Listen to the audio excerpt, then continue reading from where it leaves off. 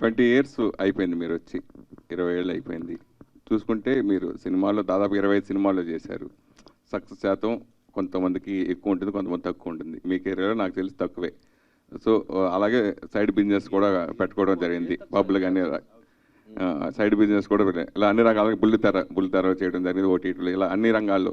So 20 ఏళ్ళ కెరీర్ని వెనక్కి చూసుకుంటే మీకు ఏమనిపిస్తుంది?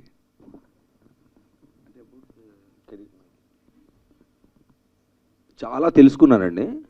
First 17 years of my life, అంటే 0 to 17, ఇందాక అన్నట్టుగా ఇంకేదో ఉంది కానీ అదేంటో మనకు తెలియదు, సర్లే చూద్దాం, పెరిగాక ఆలోచిద్దాం, ఎందుకంటే అడిగే ఎక్స్పీరియన్స్ కూడా మనకు లేదని ఫస్ట్ 17 years ఏదో దాటేశాను.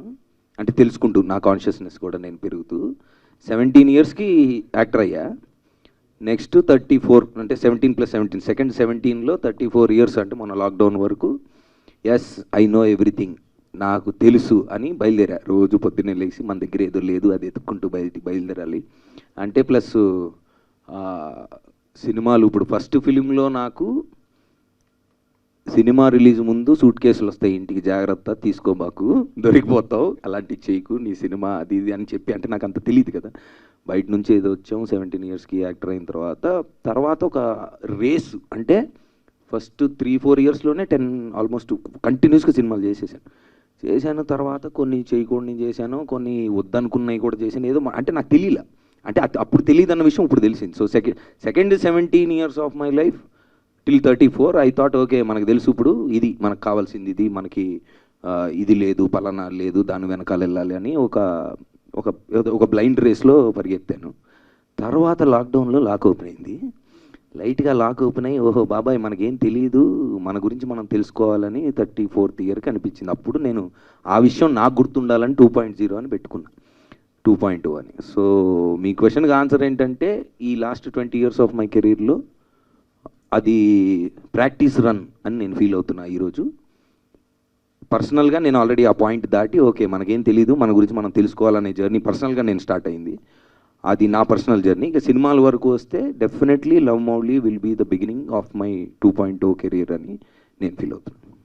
సరే, హీరోగా ఎంత పాపులర్, అలాగే మీ బిజినెస్ పరంగా మీరు పాప్ పెట్టడం, ఇప్పుడు ఎక్కడ చూసినా ఏం జరిగిన డ్రగ్స్ అనే నవదీప్ పేరు ఫస్ట్ వచ్చేస్తుంది. సో అట్లా మీరే 3 సార్లు తీసుకొచ్చారు ఇప్పుడు.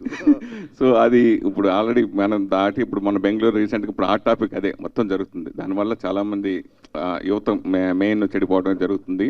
అసలు రేవ్ పార్టీ అంటే ఏంటి? ఆ రేవ్ పార్టీకి మీరు వెళ్ళారా? అట్లా అది ఎలా ఉంటుంది? ఈయనకి ఇప్పుడు ఇంకొక 2 చాక్లెట్లు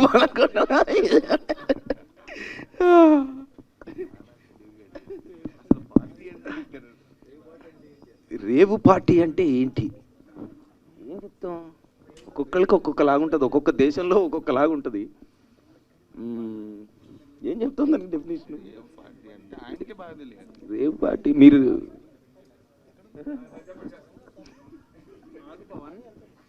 31 years సీనియర్ నన్ను ఇలా ర్యాక్ చేయడం ఏమన్నా న్యాయంగా అనిపిస్తుందా మీకు? రేయి పగలు జరిగింది, అంతే అంతే అంతే. Okay, next. అంతే సార్, రేయి పగలు జరిగేది. నేను ఈ దేశంలో అయితే ఇప్పుడు వెళ్ళలేదు. ఎస్. హలో.